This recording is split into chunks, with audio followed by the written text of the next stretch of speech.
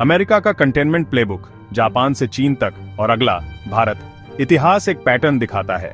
जब भी कोई देश अमेरिका की इकोनॉमिक या स्ट्रेटेजिक पोजीशन के करीब पहुंचता है, वॉशिंगटन उसे फैलाने की कोशिश करता है। चलो डॉट्स कनेक्ट करते हैं। 1970 और 80 के दशक में सोनी, टोयोटा, तोशिबा अमेरिकन दिग्गजों को पछाड़ रहे थे। जापान टेक और जीडीपी में अमेरिका को सरपासने की राह पर था। उसकी कंपनियां सेमीकंडक्टर्स, ऑटोमोबाइल्स, कंज्यूमर इलेक्ट्रॉनिक्स में हावी थीं। वॉशिंगटन घबरा गया तो आया प्लाजा अकॉर्ड 1985। अमेरिका ने जापान और दूसरों को अपनी करेंसी को रिवैल्यू करने पर मजबूर किया। येन डॉलर के मुकाबले 50% ऊपर चला गया सिर्फ 2 साल के अंदर। जापान का एक्सपोर्ट गिर गया, एसेट की कीमतें बढ़ गईं। 1990 के दशक तक बुलबुला फट गया और नतीजा, जापान लॉस्ट डिकेड्स में चला गया। उसने कभी अपनी गति वापस नहीं गेन्ड। फिर आया चीन। 1980 to 2000 तक चीन की जीडीपी डबल डिजिट में इंक्रीज हुई। 2001 तक यह WTO में शामिल हो गया, अमेरिका के सपोर्ट से दुनिया की फैक्ट्री के फॉर्म में काम करने के लिए। वॉशिंगटन में क्या स्टेक था? हम चीन को ग्लोबल ट्रेड के लिए खोल देंगे और बदले में चीन पॉलिटिकली लिबरलाइज होगा। वह स्टेक बैकफायर्ड। बीजिंग ट्रिलियन में फॉरेन रिजर्व्स जमा कर रहा था, डॉलर की सुप्रीमसी को धमकी दे रहा था।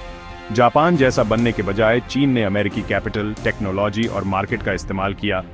Manufacturing, 5G, AI, EV, solar, rare earths और भी बहुत कुछ में अमेरिका को सरपासने के लिए। 2014 तक चीन PPP टर्म्स में दुनिया की सबसे बड़ी इकोनॉमी बन गया था। 2020 तक यह एशिया में अमेरिकी मिलिट्री प्राइमेसी को पहले ही चैलेंज कर रहा था। वॉशिंगटन ने फिर से एक प्रतिद्वंद भी देखा तो अमेरिका दुश्मनी पर उतर आया। ट्रेड वॉर्स, ट्रंप के टैरिफ 2018 और 2025 में, हुआवेई, ZTE और चीनी चिप फर्मों पर sanctions, Indo Pacific military alliance, सहयोगियों पर चीन को सप्लाई चेन से बाहर करने का दबाव। लक्ष्य था चीन के उदय को धीमा करना। फिर भी जापान के उलट चीन झुका नहीं। असल में यह SCO और ब्रिक्स के जरिए अपना इन्फ्लुएंस इंक्रीज दाना जारी रखे हुए है। क्यों?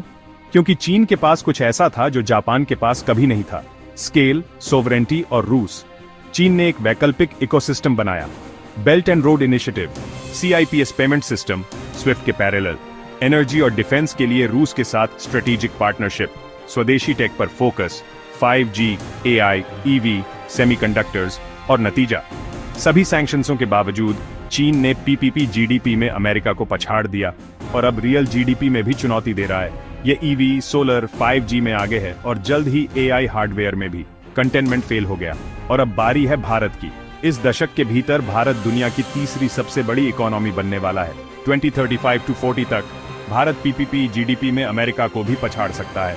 हम सबसे तेजी से इंक्रीजती बड़ी इकोनॉमी है, एक इंक्रीजती हुई space power, IT, pharma, digital payments में लीडर और अब मैन्युफैक्चरिंग में भी। तो अमेरिका को भी वही threat perception will see. America आज भारत को पार्टनर मानता है, लेकिन इतिहास एक पैटर्न दिखाता है। जब कोई शक्ति बहुत तेजी से इंक्रीजती है, अमेरिका उसे रोकने की कोशिश करता है। संकेत पहले से ही दिख रहे हैं। उन्होंने 2019 में भारत के GSP ट्रेड बेनिफिट्स हटा दिए। उन्होंने रूसी S-400S खरीदने के लिए सैटसा सैंक्शंसों की धमकी दी। वे हमें सस्ते रूसी तेल पर प्रेशर डालते हैं। वे हमें रूसी हथियार छोड़ने और महंगे अमेरिकी हथियार खरीदने के लिए लॉबी करते हैं।